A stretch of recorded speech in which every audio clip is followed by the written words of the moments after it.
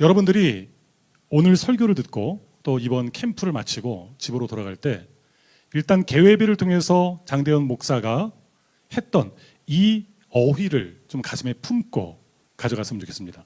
특별히 이 어휘에 대한 나만의 정의를 내리고 2025년도는 이 정의에 대한 질을 높여가고 이 정의에 대해 가치가 부여될 수 있는 한 해를 살았다라고 하는 여러분들만의 어떠한 그 뿌듯함이 올 한 해를 마치는 그 시간 있었으면 좋겠습니다. 의결권이 뭡니까? 의결은 어떤 결정하는 것입니다. 개인의 삶 속에서 수많은 의결들이 이루어집니다. 그냥 내 개인의 결정을 의결이라고 하진 않는데 이 의결은 내 개인을 넘어 내 바깥 관계 속에서 이루어질 때 의결이라고 하는 이 어휘를 사용하곤 합니다. 여러분, 의결이라고 하는 것은 뭐의 핵심 키워드냐면 영향력의 핵심 키워드가 의결이에요. 영향력이 뭐냐? 여러 각도에서 얘기할 수 있겠지만 영향력의 핵심은 의결권입니다. 여러분, 대통령에게 얼마나 많은 의결권이 주어지는지 몰라요. 부모는 자녀에 대한 의결권이 많이 주어져요. 어린 시절에 여러분들이 뭘 선택합니까? 선택하는 게 없어요. 뭘 입고, 뭘 먹고, 어디서 자고, 사는 것에 대해서 여러분이 결정하지 않아요. 이후에 여러분들을 좀 자유하게 하는 그 의결, 이 캠프가 여러분에게 어떠한 깨달음을 주고 어떠한 도전을 주고 그리고 어떤 전환점을 마련한다면 실제 어떤 하나의 사건, 어떤 하나의 일정이 내 삶에 큰 영향력을 미칠 수 있는 그러한 시점이 될 수가 있거든요. 시점, 시작점입니다. 그런데 청소년 시절, 청년 시절에 많은 사람들이 내리는 그 의결이 나를 부자해하게 하는 의결일 때가 많습니다. 그 선택이 지금 내가 하고 싶은 것이지만 지금 나를 즐겁게 하지만 이후의 나의 삶을 굉장히 부자연스럽게 하는, 예를 들어 이런 거죠. 지금은 여러분들이 원하는 걸 할 수 있어요. 내가 좀 돈 좀 모아서 원하는 거 사고 내 마음대로 원하는 대로 무언가를 합니다. 그런데 시간이 지나면서 가장 안타까운 삶은 어떤 삶이냐면 내가 의결한 대로 살아가는 것이 아니라 누가 나의 삶을 의결해 주는 거예요. 내 마음대로 할 수가 없어요. 그냥 내 마음대로라는 것이 내 멋대로 한다는 것이 아니라 내 뜻대로 내가 하고 싶은 일을 어렸을 때는 못했더라도 20살이 넘고 30, 40, 50이 내가 점점 어른으로 살아가는 그 시간 속에서는 내가 원하는 그 일에 집중할 수 있어야 되잖아요. 여러분의 의결권, 지금 여러분의 삶에 어떠한 모습을 만들었는지 한번 생각해 봐야 됩니다. 지나왔던 시간의 의결이 오늘 여러분의 모습이에요. 지금으로부터 여러분들이 내리는 의결이 5년 뒤, 10년 뒤 여러분의 모습을 만들어갑니다. 여러분, 복음이라고 하는 것은 복된 소식입니다. 저는 복음을 두 가지로 나눠요. 주어진 복음이 있고 주어질 복음이 있습니다. 주어진 복음은 예수 그리스도께서 이 땅에 오신 거죠. 하나님이 의결하셨어요. 왜냐하면 우리를 사랑하사 예수 그리스도를 보내주시고 우리의 죄를 사해 주시고 우리를 구속하시고 하나님의 자녀 삼아 주신 거예요. 저는 주어질 복음은 뭐냐면 하나님이 우리를 사랑하시기 때문에 나를 향한 놀라운 계획을 가지고 계신 거예요. 복음으로 구원받았습니다. 복음 받은 자로서 살아가는 그 과정 속에서 우리는 믿음을 가진 자로서 소망을 품게 되는데 그 소망은 뭐냐면 주어질 복음이에요. 복된 소식이에요. 사형이 이럴 리가 뭡니까? 하나님은 나를 사랑하시며 나를 향한 놀라운 계획을 가지고 계신다라고 것 아닙니까? 여러분, 이것이 진짜 믿어지면 우리 마음속엔 평안이 있어요. 나를 향한 놀라운 계획을 가지고 계심을 믿어요? 그러면 지금 안 될 수 있어요. 그때도 힘들지만 낙심할 수 있지만 금방 일어섭니다. 왜? 나를 향한 계획이 있음을 알기 때문에, 내가 그걸 믿기 때문에. 믿음으로 예수 그리스도를 나의 구주로 영접한 이들, 그들에게는 하나님의 나를 향한 그 뜻을 품고 소망 가운데 나아가는 그 축복을 누릴 수가 있습니다. 주어진 복음, 죄에서 자유를 얻음이고 주어질 복음은 나를 향한 하나님의 그 놀라운 계획, 내 마음속에 하나님께서 뜻을 주시는 거예요. 그리고 그 뜻대로 살아갈 수 있는 힘과 우리에게 기회를 허락해 주십니다. 죄에서의 자유를 얻으면 믿음으로 주어지는 것이고요. 나를 향한 놀라운 계획은 소망을 품는 이들에게 하나님이 주시는 겁니다. 그런데 그 복음, 믿음을 가지고 소망 가운데 살아가는 사람들에게 진짜 중요한 게 있습니다. 바로 복음 이후의 삶 속에서 복음의 열매로서의 사랑의 열매를 맺는 거예요. 믿음, 소망, 사랑 이 세 가지는 항상 있을 것인데 그 중에 제일은 사랑이라. 사랑이 최고라는 의미도 있지만 여러분, 믿음과 소망은 내 것이 아니에요. 내가 믿은 것 같지만 하나님이 나에게 믿음을 주셨고, 내가 꿈을 품은 것 같지만 하나님이 내 마음속에 그 꿈을 갖게 하셨어요. 만약에 여러분들이 믿음을 고백하고 하나님의 약속을 믿는 소망의 사람이라고 한다면 그 증거를 보여야 돼요. 여러분이 크리스찬임은 뭐를 통해 나타나냐면 믿음과 소망이라고 하는 그 방향성 속에서 오늘 이 땅에서는 사랑뿐이 없어요. 여러분에게 사랑이, 저에게서 사랑이 열매 맺지 않는다면 내 믿음은 무슨 믿음이냐? 하나님에게서 온 믿음이 아닐 수도 있는 거예요. 내가 소망과 꿈, 비전을 가진 사람인데 내 삶 속에 열매가 빚어지지 않는다? 그러면 나에게 있는 소망은 하나님이 주신 그 소망이 아닐 수 있습니다. 세상 속의 그리스도인은 사랑의 열매를 맺어야 합니다. 오늘 본문 말씀, 야곱아 너를 창조하신 여호와께서 지금 말씀하시느니라. 이스라엘아 너를 지으신 이가 말씀하시느니라. 너는 두려워하지 말라. 내가 너를 구속하였고 내가 너를 지명하여 불렀나니 너는 내 것이라. 하나님이 의결하셨고 우리를 자녀 삼아주신 거예요. 우리가 자녀 삼아졌다라고 하는 것을 믿는다면 이 사랑이라고 하는 것은 자연 발생적이 되는 겁니다. 완벽한 사랑을 얘기하는 것이 아니에요. 그 사랑이 우리의 삶 속에 굉장히 중요한 추구할 목표라고 하는 사실입니다. 그렇다면 세상 속의 그리스도인은 어떻게 사랑해야 되는가에 대한 질문을 던져야 됩니다.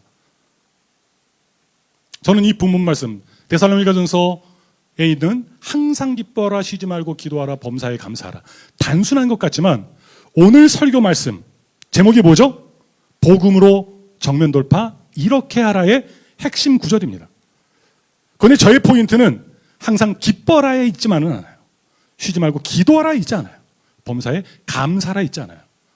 저의 포커스는 어디에 있냐면 항상 쉬지 말고 범사에라고 하는 것에 포커스를 둡니다. 특별히 여러분에게 더욱 그렇습니다. 저에게 있어서도 이 항상 쉬지 말고 범사에라고 하는 이 키워드는 기뻐하고 기도하고 감사하는 신앙의 키워드만 연결되는 게 아니에요. 믿음과 소망은, 믿음은 우리에게 주신 것이고 소망은 우리에게 주실 것인데 사랑은 현실의 이야기거든요. 하나님을 사랑한다라고 하는 것은 저 미래 얘기가 아니라 하나님을 사랑하는 자 이웃을 사랑한다라고 하는 너무나도 당연한 얘기지만 사랑은 현실의 얘기예요. 사랑은 꿈이 아닙니다. 박지성 선수가 있습니다. 박지성 선수를 나름대로 평가할 수 있는 두 명의 사람이 있습니다. 히딩크, 그 다음에 맨체스터 유나이티드의 그 감독이었던 사람. 그런데 이 두 사람이 박지성에 대해서 동일한 평가를 내렸습니다. 박지성의 장점은 뭡니까? 라고 했을 때 이 두 사람이, 박지성은 공이 없을 때의 움직임이 좋은 사람이다. 공을 쫓아다니는 것이 아니라 공이 가 있을 곳에 가 있다라고 하는 거예요. 사람이 갈 곳에 공을 보낸다라는 거예요. 그래서 축구 선수는 항상 공을 만지고 있지 않아요. 공은 저 귀퉁이 어딘가에서 돌고 있고 다른 사람들은 어떤 움직임을 보여야 하는데 진짜 뛰어난 선수는 공이 없을 때 움직임이 좋은 사람이라는 거예요. 여러분, 믿음이라고 하는 것, 여기서 지금 찬양 인도하는 친구들은 눈에 보이잖아요. 지금 이렇게 캠프를 하면 눈에 보이잖아요. 주일날 예배를 드리면 눈에 보이잖아요. 그때 보여지는 것은 우리의 믿음과 소망의 일면이에요. 진짜 믿음과 소망은 우리 눈에 보이지 아니할 때, 아무도 보지 않는 곳에서의 나의 움직임, 나의 사원행, 나의 생각과 나의 말과 나의 행위, 바로 거기에서 우리의 믿음과 소망의 진위 여부가 가려지게 되어 있습니다. 그런데 지금 청년 여러분들이 믿음으로 만약에 정면 돌파, 세상 속의 그리스도인으로서 꿈을 추구하고 세상 속 그리스도인으로서 하나님의 사람으로 살아가려고 할 때 오늘 한 가지 여러분들에게 강조하고 싶은 것, 믿음의 사람으로서 해야 될 게 얼마나 많겠습니까? 여러분들이 아까 제가 기억하라고 했던 그 의결권이라고 하는 것, 그 참된 의결권, 세상 속의 그리스도인으로서의 참된 영향력을 나타내기를 원한다면 바로 여러분들은 공이 없을 때의 움직임이 좋았던 박지성처럼 아무도 보지 않는 그 시간, 그 곳에서 여러분들은 항상 쉬지 말고 범사에 이 키워드가 적용돼야 돼요. 만약에 여러분의 삶에 항상 쉬지 말고 범사라고 하는 이 키워드를 가지고 살아가지 않는다면 여러분들은 복음으로 이 세상을 돌파할 수가 없어요. 막히게 될 겁니다. 믿음은 있는데 능력은 없어요. 소망은 있는데 영향력은 없어요. 하고 싶은 것은 많은데 아무도 인정해 주질 않아요. 인정만 받으라는 게 아니에요. 여러분, 사람들마다 다 달란트가 달라요. 저는 어떤 목사님들을 바라보며 부러워하고 그리고 그 목사님을 따라하려고 하지 않아요. 나를 향한 놀라운 계획이 무엇인지를 묻고 살아왔던 지난 삶에 있어서만큼은 자신하고 감사해요.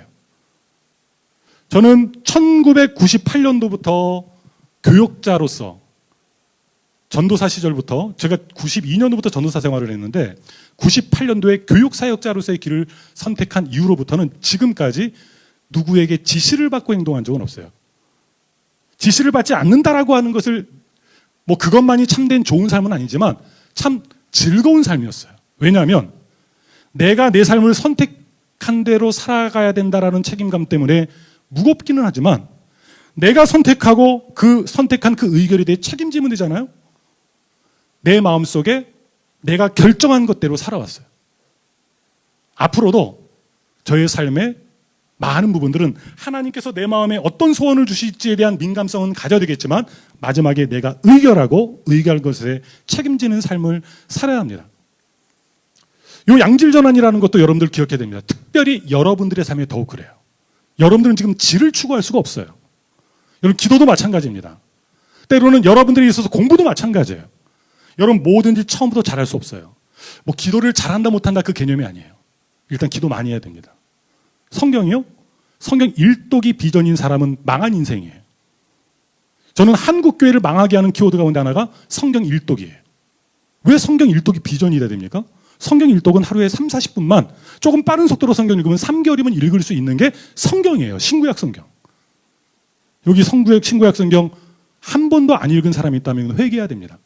여러분들이 3박 4일 동안, 여러분들이 10박 11일 동안 찬양하고 기도해도 여러분들이 성경 말씀을 읽지 않고 1000번, 10,000번 읽는다고 최고의 크리스찬은 아니에요. 그러나 하나님을 살아가는데 하나님의 말씀에 귀를 기울이려는 마음이 들지 않는다? 그럼 내 마음을 의심해 봐야 돼요. 여러분, 사랑하면 그 말에 귀를 기울이게 되어 있는데 하나님은 유일하게 성경을 통해 우리에게 말씀을 주셨어요. 성경 말씀 읽는 거 많이 읽으세요. 여러분, 하루에 1시간만 투자하세요. 하루요? 1시간이요? 그렇게 많이요? 여러분, 유튜브 하는 시간이 10분의 1 될까요? 하루에 유튜브 얼마나 해요? 나도 모르게 쇼츠 보면 페북이든 인스타든 유튜브 보면요 1시간, 2시간 훌쩍 지나가고 양심에 손을 얹고 나 10시간 넘게 유튜브 본다 있을 겁니다. 분명히. 1시간 못해 갔거든 30분이라도 성경을 읽으세요. 항상 쉬지 말고 그 일 하나만 여러분이 실천하잖아요. 1년, 2년, 3년, 4년 지났어요. 큰 변화가 안 일어날 수도 있어요. 그러나 어느 순간 내가 항상 해왔던 공이 없을 때 움직임이에요. 성경 읽기라고 하는 것은. 100번을 읽어도 안 변할 수 있거든요. 근데 101번 읽을 때 그때 하나님이 내 마음속에 어떠한 터치를 해주심으로 말미암아 지금까지 변화 없던 내 삶에 급격한 변화가 일어날 수가 있습니다.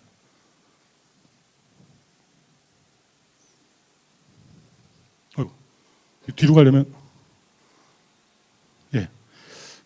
이건 뭐냐면 제가 2014년도부터 주짓수라는 걸 했어요. 2014년 1월부터.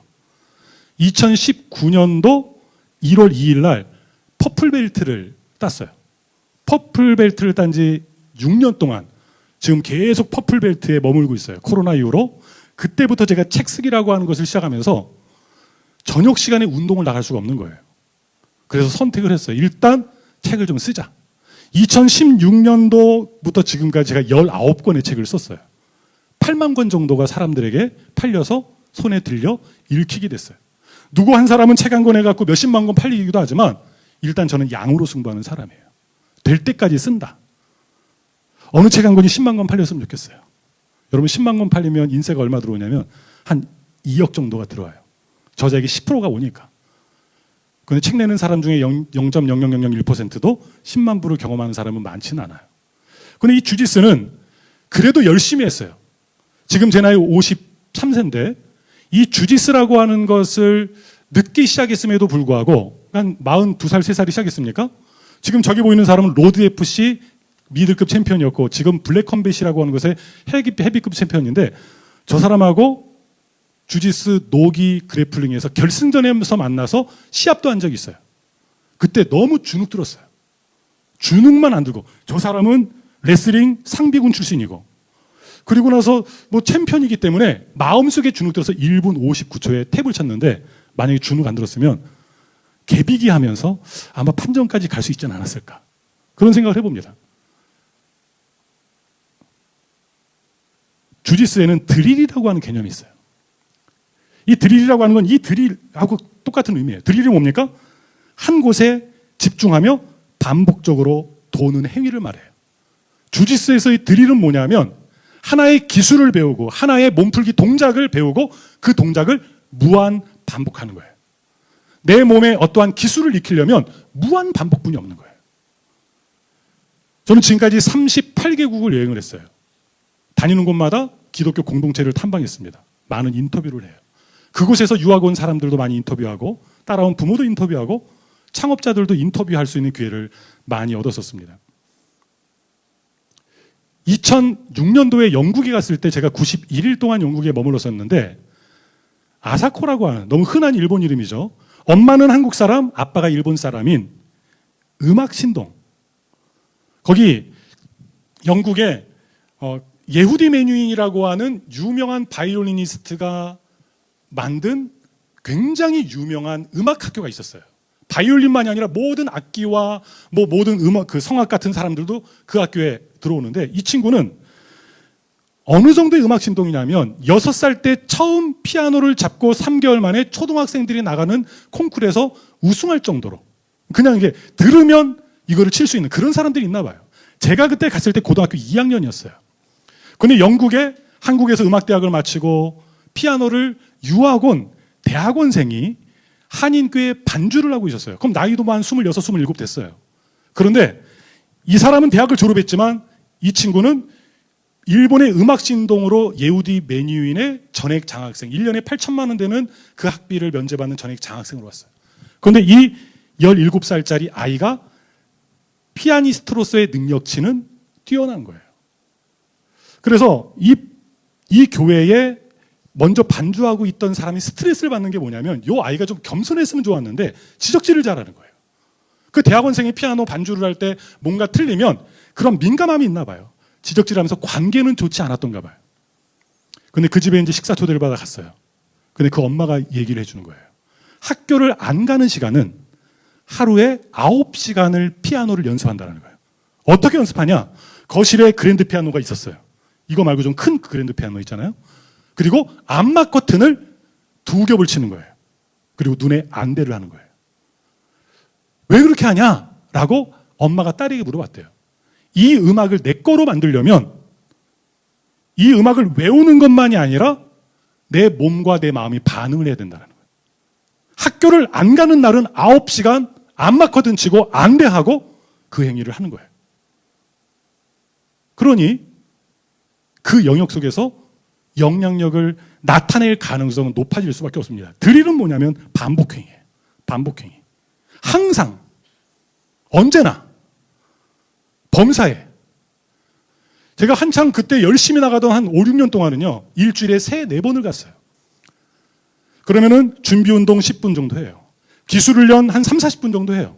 그 모든 시간이 뭐냐면 어떤 하나의 행위를 반복하는 겁니다. 그리고 스파링을 많으면 5번, 5분짜리 4번 정도는 꾸준히 해요. 그럼 제가 일주일에 4번 나갔다고 쳐봐요. 5번씩 스파링 했다고 쳐봐요. 스파링을 일주일에 20번 하는 거예요. 그럼 52주면 1년에 1000번의 스파링을 하는 거예요. 그 스파링이라는 게 뭐냐? 남을 그래플링으로 제압하려고 하는 행위예요. 상대방의 팔을 꺾고 목을 조르고 다리에 어떤 관절기를 걸고 1년에 1000번씩 스파링하고 기술 훈련하고 5년 동안 5000번, 6000번이 넘는 스파링을 했어요. 그러면은 다른 건 몰라도 우리 이창호 목사님 아마 권투하셨을 거예요. 떨어져 있으면은 권투한 사람은 당해낼 수가 없어요. 그러나 주짓수 하는 사람은 일단 한 대 맞고 들어가는 거예요. 들어가서 달라붙는 거예요. 그리고 넘어뜨리는 거예요. 넘어졌다 그러면은 레슬링 선수가 주짓수를 만약에 배우지 않았다면 주짓수 선수를 이길 방법은 없어요. 저는 평범한 목사인데 열심히 4년 5년 노력하니까 레슬링을 전공한 사람들, 유도 국가대표 선수들과 함께 스파링을 해도 밀리지 않을 정도의 실력을 갖출 수 있었어요.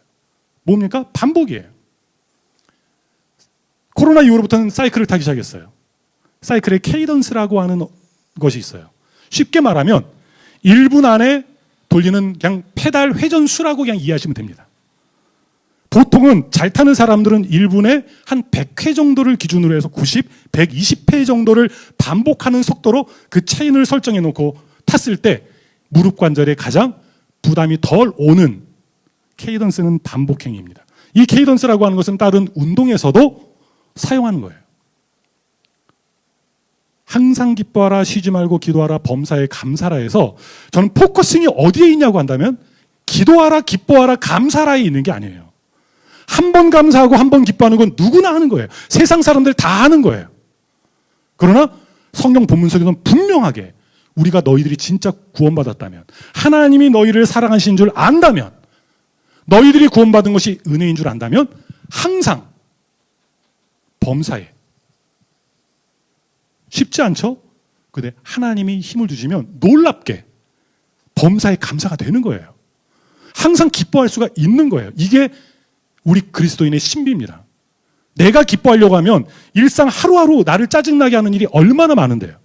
그러나 하나님이 내 마음속에 하나님이 주장하시면 그 일이 가능하게 되는 것이죠. 여러분들, 이 캠프에서의 즐거운 추억과 은혜의 시간 누리시기 바랍니다. 다만 여러분들이 여기서 한번 마음속에 다짐하고 기도할 때마다 떠올려야 될 건 뭐냐면, 하나님, 나는 내 삶에 어떤 의결권을 행사하고 있나요? 지금 나 한 사람의 인생도 책임지지 못하는 일상을 살고 있다면 하나님, 이 캠프 마치고 나의 의결이 하나님 보시기에, 다른 사람들 보기에, 아니 내가 나를 지켜보기에 부끄러움이 없는 그 의결들로 하루하루가 채워지게 해주세요. 실수야 왜 없겠습니까? 시간 낭비야 왜 없겠어요? 그러나 여러분들은 노력해야 됩니다. 여러분의 삶을 책임진다는 건 의결을 책임진다는 거예요. 그 의결은 대부분 공이 없을 때 움직임이에요. 아무도 보지 않아요. 여러분이 숨어서 아무도 보지 않는 방에서 그냥 집을 나가서 유튜브 지금 10시간 해도요, 아무도 뭐라고 하지 않아요. 잘 몰라요. 도서관 가서 눈속임하고 공부했다고 하면 몰라요. 그러나 여러분은 알잖아요. 그 선택이 5년 뒤, 10년 뒤 여러분의 삶을 만드는 의결이에요. 공이 없을 때의 움직임은 일상의 루틴이잖아요. 항상 쉬지 말고 범사에라고 하는 이 키워드와 연결을 해야 됩니다. 어떻게? 복음으로 세상 속의 그리스도인으로 정면 돌파한다는 건 항상 기뻐하고, 항상 배우고, 항상 생각하고, 항상 성실하고, 항상 도전하고, 항상 긍정하고, 쉬지 말고 기도하고, 쉬지 말고 말씀 묵상하고, 쉬지 말고 노력하고, 쉬지 말고 실천하고, 쉬지 말고 나를 개선하고, 범사에 감사하고, 범사에 겸손하고, 범사에 절제하고, 인내하고, 범사에 의문을 품고 질문을 던지고. 좋은 말은 다 갖다 붙여놓은 것 같죠? 이것은 과정 속에 실패할 수밖에 없어요. 실수를 할 수밖에 없어요. 내 삶이, 내 하루가 마음에 안 드는 날들이 많을 수 있어요. 그러나 괜찮아요. 또 개선해 나가면 돼요. 또 나를 참고 인내하고 그 과정 속에서 쌓인 곡선이 우리 일상에 발생할 수밖에 없습니다. 한 번 기뻐하고 잠깐 기도하고 잠깐 감사하고 잠깐 겸손한 척하는 거 말고, 여러분이 세상 속의 그리스도인으로서 영향력을 나타내는 의결권을 가진 자가 되기를 원한다면 모든 행위가 항상 쉬지 말고 범사라고 하는 일상의 루틴, 주짓수의 그 드릴이라고 하는 행위처럼 여기서 천천히 10바퀴, 100바퀴 돌리면 구멍이 뚫리나요? 아니에요. 어마어마하게 빠른 속도로 엔진이 달라붙어서 1초에 60바퀴, 100바퀴가 돌아야 이곳을 타공할 수가 있는 거예요. 그냥 한번 독서 1시간 하고 그래 성경 일독하고, 그래 잠깐 금요기도회 가서 1시간 기도하고. 여러분 그렇게 해서 세상은 변화되지 않아요. 절대로 여러분의 삶 변화되지 않습니다. 그러나 여러분들이 여기 왔다라고 하는 것, 이 의결, 너무나도 탁월한 의결이에요. 여기서 함께 나와 다른 공간에서 같은 믿음을 가지고 같은 소망을 가진 이들을 확인하세요. 그리고 그들을 보면서 도전도 받고 또 내가 도전을 주기도 하고, 이렇게 관계가 맺어지잖아요. 그럼 이러한 관계 속에서 하나님은 역사를 하십니다. 항상 쉬지 말고 범사가 반복되잖아요. 그럼 처음에는 어떠한 변화가 없는 것처럼 보이지만 양질 전환은, 저는 진리는 아니지만 세상에 변함없는 원리라고 생각합니다. 양적인 번창이 선행된다고 한다면 질적인 것이 따라올 수밖에 없습니다. 여러분들 말씀을 마무리하려고 합니다. 의결권이라고 하는 것, 매일 의결해요. 그 의결할 때 그 의결에 대해서 내 삶이 책임을 지거든요. 근데 대부분의 많은 사람이 책임질 수 없는 의결을 하고 책임지지 못한 상태로 굉장히 어렵고 힘든 삶을 살아가요. 이 어렵고 힘듦은 돈에 대한 얘기가 아니에요. 여러분, 목사와 교사는 대부분의 경우는요, 돈을 포기한 사람들이에요. 그 행위 자체가 생존의 정도의 삶을 살겠다라고 하는 것을 선택한 거예요. 근데 제가 자녀에겐 얘기해요. 너가 합동 측 목사의 딸이기 때문에 목사는 될 수 없다. 그럼 네가 사업을 하든 뭐를 하든 너의 그 의결이, 어떤 직업군에 가더라도 너의 의결이 세상에 돈을 버는 것만이 아니라 네가 하나님의 사람이라면 그 돈을 버는 그 행위가 하나님을 영화롭게 하는 곳으로 갈 수가 있다. 음악을 하건, 지금 이렇게 방송하시는 분들도 마찬가지죠. 저 영상 기술을 가진 사람 세상에 얼마나 많겠습니까? 그러나 믿음 안에서의 믿음과 소망을 품은 이들에게 지금 이 행위는 사랑이고 이 기술은 하나님을 영화롭게 하는, 하나님 나라를 이루어가는 구성 요소 가운데 하나인 겁니다.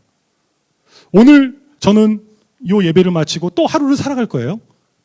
또 많은 의결을 내릴 거예요. 뭐를 먹을지, 뭐를 읽을지, 얼마만큼 글을 쓸지, 누구를 만날지, 그 의결들이 모여서 내 삶을 이루는데, 이루어진 그 삶이 남에게까지 영향력을 미치는 의결권을 행사할 수 있는 삶인지, 아니면 여전히 10년 뒤에도 나 한 사람도 책임지지 못하고 누군가의 의결대로만 살아가는 존재인지, 하나님은 하나님의 뜻대로 의결하시고 그 뜻대로 우리를 구원하셨습니다. 여러분들, 오늘 본문 말씀처럼 하나님이 우리를 부르셨어요. 우리를 자녀 삼으셨어요. 그리고 지명하여 불렀어요. 이번 캠프를 통해서 여러분의 삶 속에 항상 쉬지 말고 범사라고 하는 이 키워드와 삶의 의결이라고 하는 이 키워드를 기억하셔서 여러분의 삶에 정말 아름다운 변화, 나를 변화시키고 변화된 내가 이웃을 사랑하며 하나님의 나라를 이뤄가는 그러한 영향력 있는 크리스천의 삶으로 변화, 성숙해가는 바로 그 시점, 전환점 되기를 기도로 함께 간구하겠습니다. 기도하겠습니다. 하나님 감사합니다. 믿음으로 세상 속의 크리스찬으로 세상의 수많은 어려움들을 정면 돌파해 나가야 되는 삶을 살아야 합니다. 그때에 힘들 수밖에 없습니다. 지칠 수밖에 없습니다. 실수할 수밖에 없습니다. 그러나 그 순간조차도 항상 기뻐하라, 쉬지 말고 기도하라, 범사에 감사하라 하신 그 명령에 순종하며 내가 속한 곳에서, 아무도 보지 않는 곳에서 나의 사언행이 하나님의 뜻을 향해 나아가는 열심을 가진 하나님의 귀한 자녀 되게 하옵소서. 특별히 우리 청년 시기를 지나고 있는 이들에게 좋은 만남을 허락하여 주옵소서. 이번 캠프를 통해 좋은 목사님들을 만나고 또 좋은 전문성 있는 분들을 만나서 함께 소통하는 가운데, 또 다른 교회에서 신앙생활하는 그러한 동료들과 함께 소통하는 가운데 이들 마음속에 하나님의 꿈을 품게 해주시고 기억하게 해주시고 선한 영향력 있는 존재로 살기 위해 오늘을 의결하고 책임지는 하나님의 귀한 자녀 되게 하여 주옵소서. 감사드리며 예수님의 이름으로 기도드립니다. 아멘.